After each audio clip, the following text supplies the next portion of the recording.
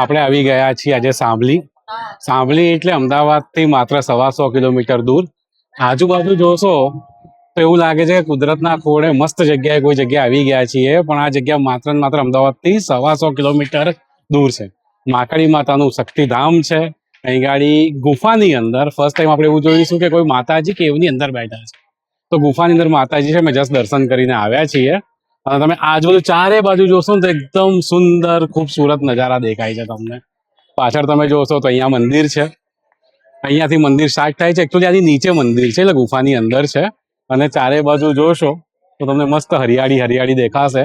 જો અહીં ગાડી તમે અહીંયા આવી જાઓ કે આપણે કહીએ ને કે વરસાદમાં તમે આવી જાઓ તો મજાને મજા પડી જાય. આ ઘંટ છે, આ પણ આપણે વગાડી શકીએ છીએ ઉપર ચડીને. બહુ જ સરસ જગ્યા છે.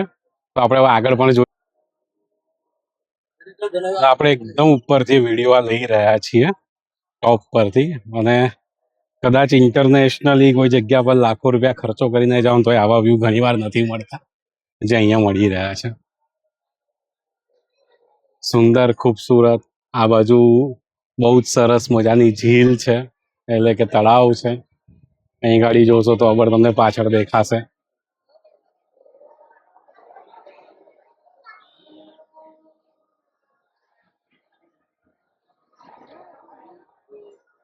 તો પહાડો અને ડુંગરાની વચ્ચે ઘેરાયેલું આ મંદિર છે. આજે અમે તો દર્શન કરી લીધા છે. તમે પણ એકવાર ચોક્કસથી દર્શન કરજો. થોડી ભીડ લાગશે કદાચ, એવું બની શકે, કેમ કે નીચે જગ્યા બહુ જ ઓછી છે. ગુફાની અંદર એક જ વ્યક્તિ બેસી શકે એટલી જ જગ્યા છે. અને એમાં પણ સરસ મેનેજમેન્ટ કરીને બધાને સારી રીતે દર્શન થાય એનું ખૂબ ધ્યાન રાખવામાં આવે છે. આટલી નાની જગ્યામાં પણ દરેક વ્યક્તિને શાંતિ દર્શન કઈ રીતે કરવા દેવા એ ખરેખર અહીં ગાડી મહારાજ જોડે શીખવા જેવું છે. બાકી આપણે ઘણા મોટા શક્તિપીઠમાં અને મોટા ધામમાં જોઈએ છીએ, પણ જોવામાં આવે છે કે સરખી રીતે તમે દર્શન નથી કરી શકતા. હજાર કિલોમીટર તમે ટ્રાવેલ કરો છો અને તમને દર્શન કરવાનું ઠેકાણું નથી પડતું. પણ અહીં ગાડી બિલકુલ ઊંધું છે. નો ડાઉટ તમને થોડો ટાઈમ લાગી શકે છે, બટ દર્શન બહુ જ શાંતિ થશે. ઓકે, તો હવે નીચે જઈશું અને આપણે આગળની યાત્રા કરીશું ઘર તરફ. અમદાવાદથી સાવલી અમે લોકો આવી ગયા હતા. અરાઉન્ડ 125 કિલોમીટરનો ડિસ્ટન્સ હતો અને અમે 2 કલાકમાં કાપી લીધો બહુ જ સારી રીતે. હિંમતનગર વટાયા પછી જે રોડ આવે છે એ રોડનો પણ અનુભવ લેવા જેવો છે. બહુ જ સરસ ને બહુ જ સરસ.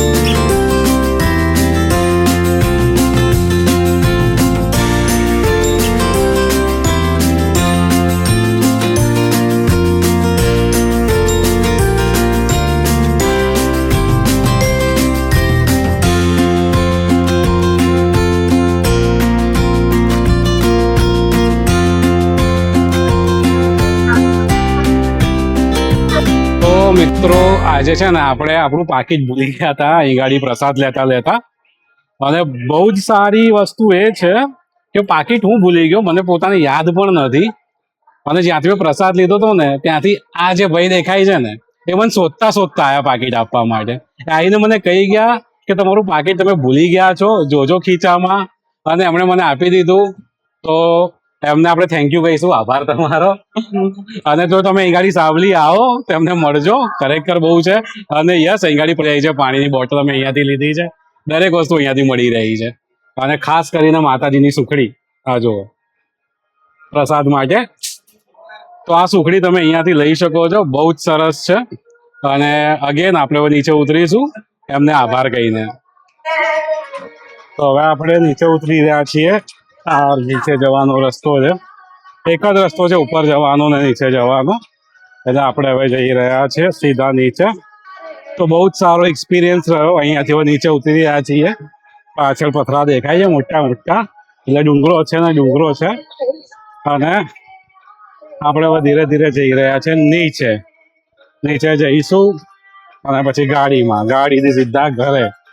તો અમદાવાદથી સાવલીનો આપણો રસ્તો અહીંયા પૂરો થાય છે. ઘણી વાર જોયેલું છે, ઘણી વાર યુટ્યુબ પર ઇન્સ્ટાગ્રામમાં સ્ક્રોલિંગમાં આ જગ્યા અમારા લિસ્ટમાં હતી અને ફાઇનલી આજે લિસ્ટ પૂરું થયું અને બસ હવે અહીંથી